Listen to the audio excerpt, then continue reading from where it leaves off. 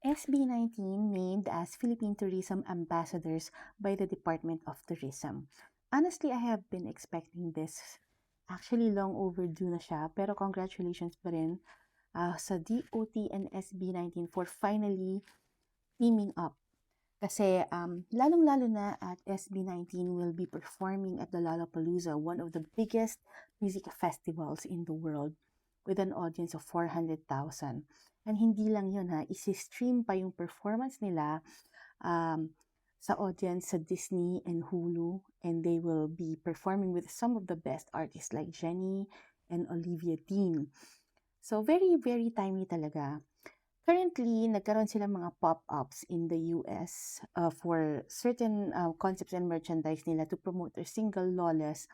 Pero sinabay na rin nila dito yung pagpo-promote ng tourism or sa Philippines. So, ang galing ng concept nila, naglagay sila ng jerseys, muscle t-shirts, merong PR box, and yung tinatawag nilang napakawiti na Galing Bayan box. And nung tinignan ko nga, ang ganda. Ang witty ng concept.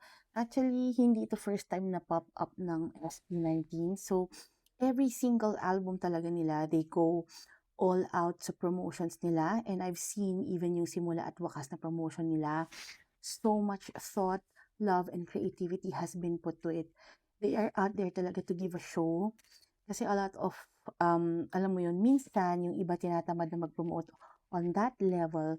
Pero makikita mo talaga dito, iba yung fan service talaga ng SB19.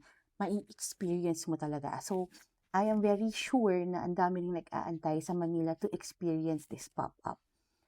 Ang balita, marami silang pinamigay ng mga freebies and merch. So, I'm very happy na may support na ng Department of Tourism because it is a very huge deal kapag ang government talaga ay nagsusupport sa mga artist natin.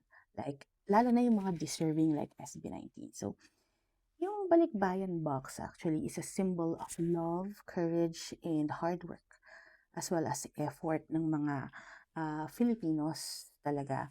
But of course, ang maganda rin kasi finally yung SB19 is going out and sharing their talent. Yung may deeper meaning yung SB19 kasi finally hindi sila pumupunta doon para mag-promote lang ng sarili nila but to carry yung culture talaga natin so that makikilala din tayo on a global scale for being very excellent talaga in what we do. And alam mo yun, it's talaga naman kapag makilala yung mga Pilipino more on their talent, then it really feels different. Actually, dahil sa SB19 nga, ang daming foreigners who are trying to learn the Filipino language, lalo na yung sumikat yung Gento when it has received 1 billion views. It was so amazing to see a lot of international fans react and research kung saan yung Philippines, ano tong SB19, what is the meaning of the song. So, dun pa lang, even before being announced as tourism ambassadors, is pinopromote na talaga nila tayo, lalo na dito sa TikTok. So, alam naman natin that SB19 has already received worldwide views. Billion-billion na yung views nila, and not just in the US, but also in Germany, China, in Japan. Ang dami na nilang following. So, according to Josh, super looking forward sila dito for a very long time. Kasi longing sila to make a genuine difference. Yung vision talaga nila to. And finally, the government is seeing it for what it is at sinusuportahan sila. Of course, there are a lot of things that can still be added when it comes to the partnership with DOT. Pero we have to support pag may nakikita tayong magandang move. 'Di ba? So we have to balance this out. So officially, included na ang Department of Tourism as ninang ng 18, 'di ba? This is a brilliant move. So we pray that this partnership will also be the start ng pag-support ng gobyerno ng Pilipinas to more creatives in the entertainment industry and kahit sa iba't ibang form ng arts including theater and everything. Kasi alam mo naman, life without art is meaningless. So art matters and art is very, very important in lifting up the soul and integrity of a country. So what better way than select some of the most brilliant artists right now, like SB19.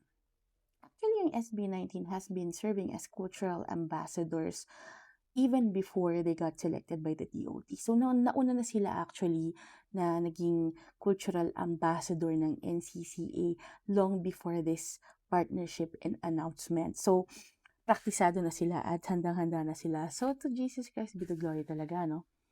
We all know na hindi tayo ipapahiya ng SB19.